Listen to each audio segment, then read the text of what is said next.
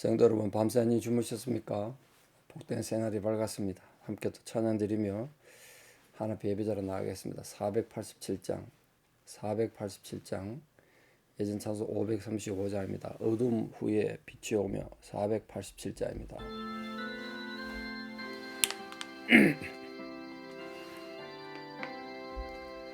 어둠 후에 빛이 오며 바람 분 후에 잔잔하고 소나기 후에 햇빛 나며 수고한 후에 쉼이 있네. 연약함 후에 강건하며 애통한 후에 위로받고 눈물 난 후에 웃음 있고 씨 뿌린 후에 추수하네. 괴로움 후에 평안 있고 슬퍼한 후에 기쁨 있고 멀어진 후에 가까우며 고독함 후에 친구 있네. 고생한 후에 기쁨 있고 십자가 후에 영광 있고 죽음 온 후에 영생하니 이러한 도가 진리로다. 아멘. 함께 신앙 고백 드리겠습니다. 나는 전능하신 아버지 하나님 천지의 창조주를 믿습니다. 나는 그의 유일하신 아들 우리 주 예수 그리스도를 믿습니다. 그는 성령으로 잉태되어 동정녀 마리아에게서 나시고 본디오 빌라도에게 고난을 받아 십자가에 못 박혀 죽으시고 장사된 지 사흘 만에 죽은 자 가운데서 다시 살아나셨으며 하늘에 오르시어 전능하신 아버지 하나님 우편에 앉아 계시다가 거기로부터 살아있는 자와 죽은 자를 심판하러 오십니다. 나는 성령을 믿으며 거룩한 공교회와 성도의 교제와 죄를 용서받는 것과 몸의 부활과 영생을 믿습니다. 아멘. 2024년 6월 19일 수요일 새벽입니다. 하나님 주신 말씀 잠언 18장 1절에서 5절입니다. 잠언 18장 1절에서 5절. 잠언 18장 1절 봉독에 올리겠습니다. 무리에게서 스스로 갈라지는 자는 자기 소욕을 따르는 자라. 온갖 참지혜를 배척하느니라. 미련한 자는 명철을 기뻐하지 아니하고 자기의 의사를 드러내기만 기뻐하느니라. 악한 자가 이럴 때에는 멸시도 따라오고 부끄러운 것이 이럴 때에는 능력도 함께 오느니라. 명철한 사람의 입의 말은 깊은 물과 같고 지혜의 샘은 솟구쳐 흐르는 내와 같으니라. 악인을 두둔하는 것과 재판할 때 의인을 억울하게 하는 것이 선하지 아니하니라. 아멘. 잠언 18장은 내용이 길진 않습니다만 다른 것에 비해서 주로 이 사회생활, 인간관계에 대한 여러 가지 우리 신앙에서의 덕을 다루고 있기 때문에 어떤 부분에서는 굉장히 중요하지 않은가 생각합니다. 왜냐하면 결국 우리 인간관계에서 교인들과 관계, 세상에서 이웃과의 관계에서 모든 게 결정나지 않습니까? 그래서 어떻게 우정을 유지하는지, 어떻게 사람의 친절에 행할 건지, 또 얼마나 어떻게 사교적인 것이 올바른 것인지 이렇게 다룹니다. 그래서 처음과 끝부분에 이 이기주의, 특히 그 염세적인 이기주의, 세상의 모든 게 기댈 거 없고 자기밖에 모르는 그런 이기주의, 또는 무분별하게 친구 사귀는 거, 이런 걸 또 경계하면서 중간에 이제 서로 다투고 파당짓고 하는 걸 비난하고 있습니다. 그래서 우리 이기적인 건 인간의 본능일 수도 있습니다만 여러분, 그러나 우리가 하나님을 믿는 하나님 백성이기 때문에 신앙으로 자기의 그런 이기주의, 특히 염세적인 이기주의를 극복해야 교만하지 않고 하나님 앞에 화목을 이루지 않을까 생각합니다. 그런 이기주의를 우리 마음의 신앙이 극복이 안 되면 계속 우리 때문에 다툼이 일어나고 교만한 행동을 자꾸 하게 됩니다. 그건 신앙을 떠나서 참 보기 싫지 않겠습니까? 제가 염세적 이기주의 1절부터 나오는데 보십시오. 무리에게서 스스로 갈라지는 자 있습니다. 스스로 갈라지는 자. 교회 안에 무리에서 스스로 갈라지는 자들이 없을 수는 없겠죠. 예수님도 시험에 드는 일이 없을 수 없다고 말한 거 보면 예수님 당대도 그런 게 있었나 봐요. 그러나 그 본인에게 책임이 있는 거죠. 무리에서 스스로 갈라지는 자. 그럼 자기 소욕을 따르는 자는 거예요. 자기 소욕을 따르, 자기 욕심 때문에 그렇다는 거예요, 여러분. 좀 이기심을 좀 내려놓고 자기 좀 희생할 마음을 가지고 늘 사랑받는 데 의미를 두는 것이 아니고 내가 먼저 남을 사랑하는 데 의미를 두는 자면 무리 스스로 안 갈라진다는 거예요.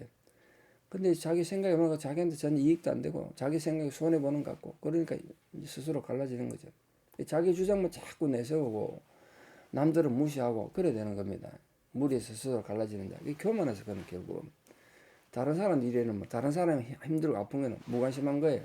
자기 이익과 욕심만 추구하게 됩니다. 이런 것들이 이제 염세적 이기주의라 그러는데 우리 하나님의 백성들 구원의 진리를 아는 또 예수님의 십자가 희생을 아는 성도들은 이런 염세적 이기주의를 가능한 마음에서 멀리하고 아픔과 고통을 함께 나누는 또 우리 이웃을 함께 존중하는 남을 나보다 낫게 여기는 예수님의 가르침을 따르는 그런 성도가 되어야 되리라 믿습니다. 자, 미련한 자는 명철을 기뻐하지 아니하고 자기 의사를 드러내기만 기뻐한다. 미련이 딴 게 미련이 아니란 거예요, 여러분.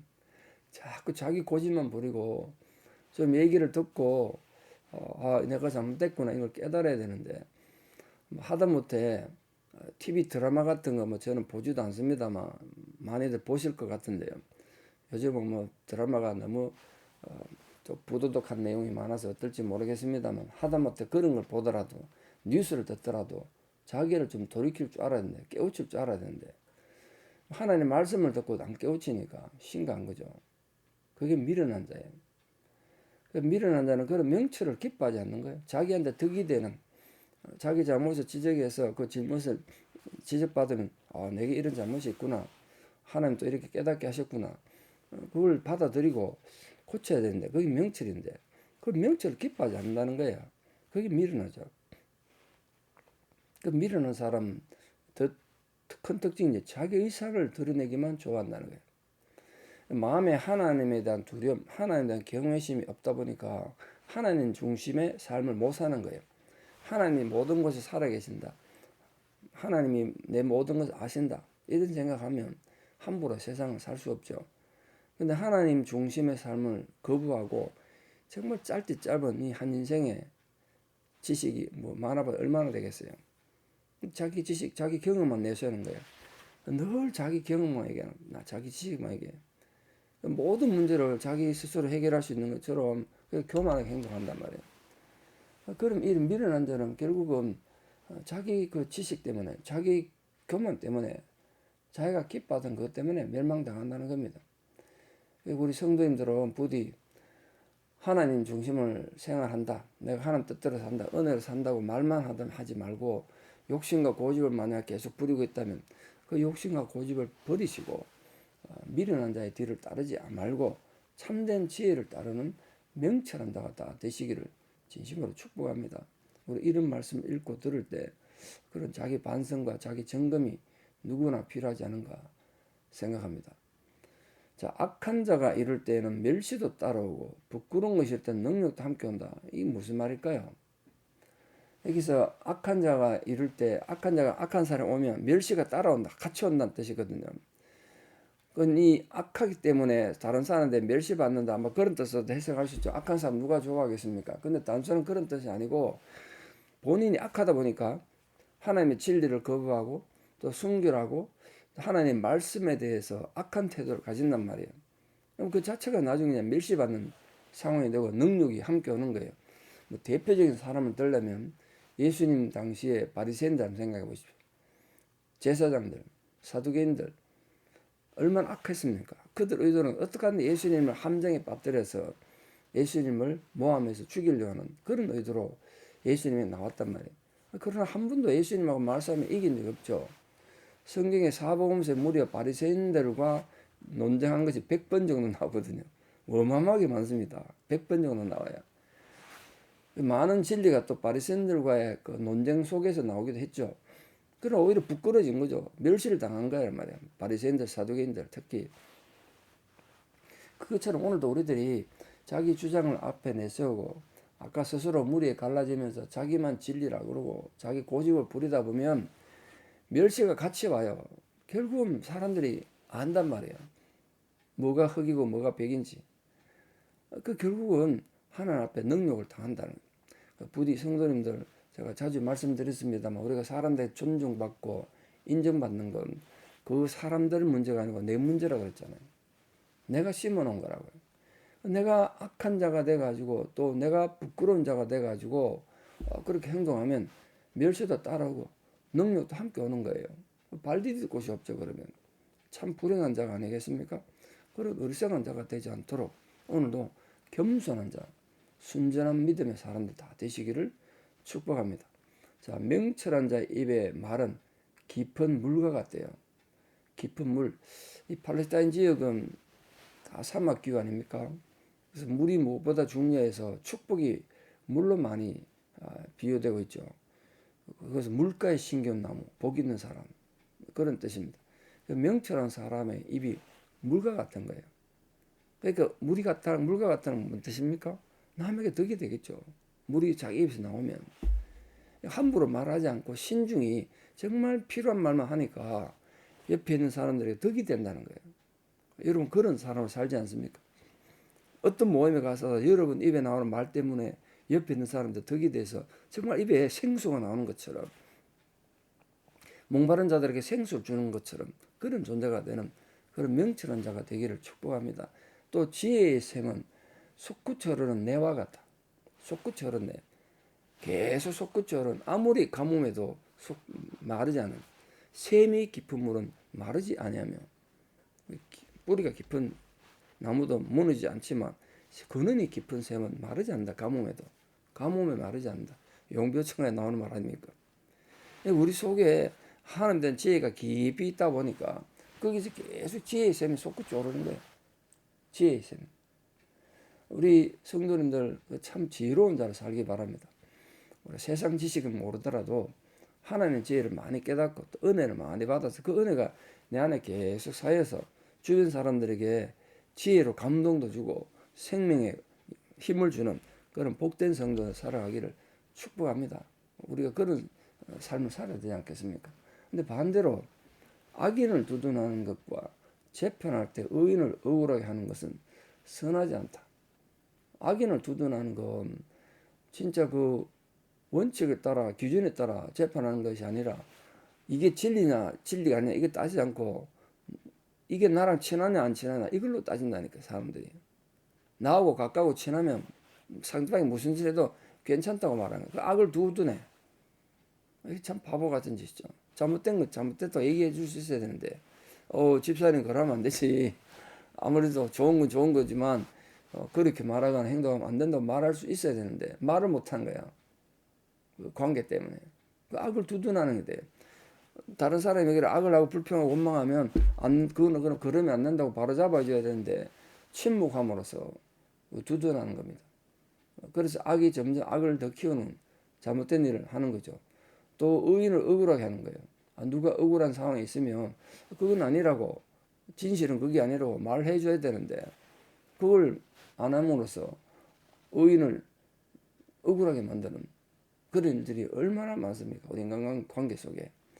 여러분 구역에서 모임을 갖든 개별적으로 뭐 친교를 하든 모든 상황에서 절대로 악을 두둔하거나 의인을 억울하게 만드는 일 없도록 여러분 진리의 편에 서서 진리를 말해주고 특히 친할수록 그렇게 상대방의 잘못된 길을 갈 때 올바른 길을 제시해 줄 수 있는 하나님의 지혜로운 백성들로 하나님의 복받는 성도들로 물과 신기한 나무도 다 되시기를 축복합니다. 기도드리겠습니다. 참 좋으신 아버지 하나님, 오늘도 하나님 오늘 이 하루를 살아갈 텐데 이 하루의 삶을 사는 동안 진실로 우리 모든 성도님들이 하나님이 기뻐하는 의인의 길을 살아가는 복된 하루 되기를 원합니다.